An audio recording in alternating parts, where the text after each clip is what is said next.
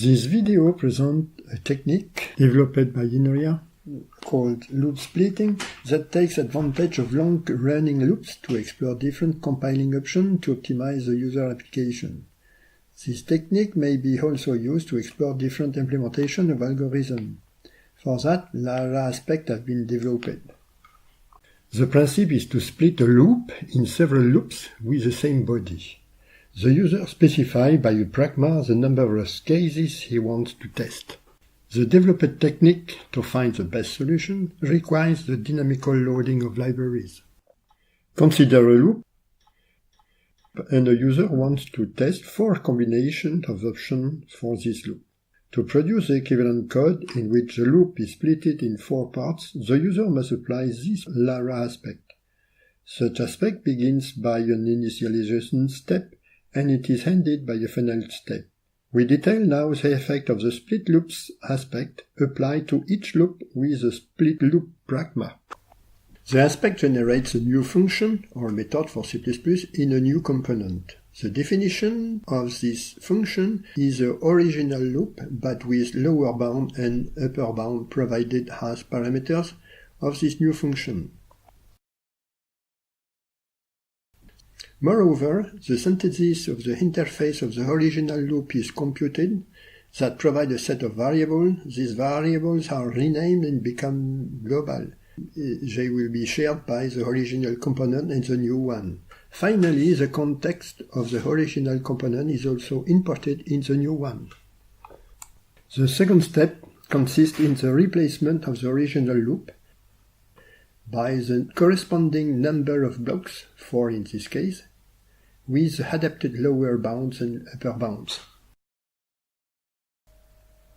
The goal of a block, for example the number 2 here, is to run the function with adapted parameters when the component is compiled with a specific set of compiling options. So, such a library is loaded dynamically before the execution of the function. When the library is loaded, the new function is called. Timers are inserted to observe the performance of the current instance of the loop. The last thing to do is to select the best version to continue the execution of the application. For that, the previous code is completed by adding 2 booleans. The first one, called learning here, initially to true, allows when it is true to run the different versions of the loop as explained before. When it is false, the second added boolean, selecting here, is used to select the best version when it is true. In this case, the selected library is dynamically loaded and the new function is called with the original bounds. Finally, when learning and selecting are false, the best version is also called with original bounds. Note that the learning boolean could be dynamically managed. To prove the concept, the technique has been applied on one of the use cases of the Anterlex project, on a computer-accelerated drug discovery. The split loop pragma is fixed to 8. Now we can apply the loop splitting aspect to this. So we have the time to have a look to the set of options we have chosen. Except for the first library that is compiled with the classical O3 level, the other ones are compiled with added options that may have an influence on the optimizations of the loops. After the end of the execution of the aspect, we can have a look to the generated code. One can see that the block have been generated here for the library 1, here for the 2, and so on. Here you have the chronometer to compute the time it takes. Here you have the load of the library of the 1. And here you have the call to the new created function with this bound, lower bound and upper bound. For the second one, obviously, it takes the previous lower bound and the new upper bound. The parameters of the function or method in which the original loop is defined become also parameters of the new defined function or method. As we have seen previously, the blocks are integrated in an automaton. Here in the learning mode, all the blocks are tested